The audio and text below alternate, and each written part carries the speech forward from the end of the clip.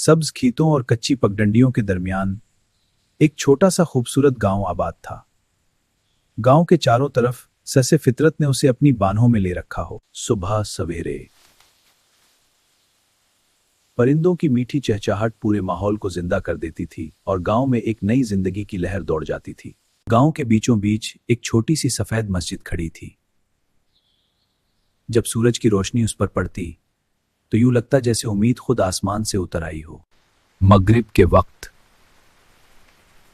जब अजान की आवाज फजा में गूंजती है तो पूरा गांव खामोश हो जाता। रमजान का बाबरकत महीना शुरू होने वाला था। गांव के हर घर में खुशी की लहर दौड़ गई थी और हर चेहरे पर एक प्यारी सी मुस्कुराहट थी। औरतें सहन में पापड़ सिखा रही थीं। धूप में सफेद चादरों पर कतार से रखे हुए पापड़ चमक रहे थे। गांव के हर कोने में रमजान की खुशबू फैल रही थी। इस गांव के लोग सादा दिल और मेहमान नवाज थे। यहाँ कोई अकेला नहीं था। अगर किसी के घर चूल्हा न जलता तो पड़ोसी खुद अपने हाथों से खाना लेकर पहुंच जाते। ये गांव सिर्फ घरों का मजमुआ नहीं था। इसी गांव में एक 12 साल का लड़का रहता था। उसका नाम अहमद था। अहमद पहली बार पूरा रोजा रखने वाला था। वो बहुत खुश भी था, मगर दिल के किसी कोने में थोड़ा सा डरा हुआ भी था। इसके अब्बू एक मेहनती किसान थे और उम्मी बहुत मोहब्बत करने वाली खातून थी। उनका घर तो सादा था, मगर उनके दिल बहुत बड़े थे। इस घर में दौलत कम थी, मगर मोहब्बत बेहिसाब थी।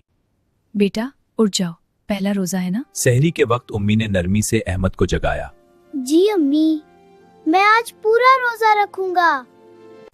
दिन चढ़ा, सूरज तेज हो गया, खेतों से गर्म हवा आने लगी। अहमद को प्यास शिद्दत से महसूस होने लगी, मगर उसके दिल में एक अज़म था। उसके दोस्त खेल रहे थे, मगर अहमद खामोश बैठा था। वो बार बार पानी के घड़े को देखता, फिर नजरें हटा लेता। या अल्लाह, मुझे हिम्मत देना। शाम से कुछ पहले अहमद के अबू जल्दी घर आ गए। उनके चेहरे पर परेशानी साफ नजर आ रही। ला सका इफ्तारी के लिए ज्यादा कुछ नहीं ला सका, मगर इस खामोशी में भी इज्जत और सब्र था।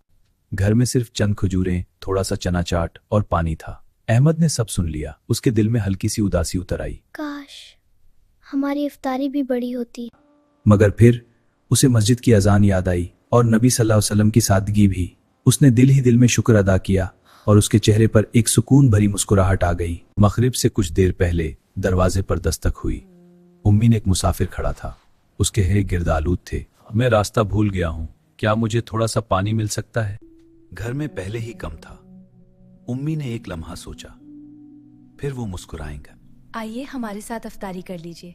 मगर दिल बहुत बड़ा था। अहमद ने हैरत से उम्मी को देखा, मगर कुछ न बोला।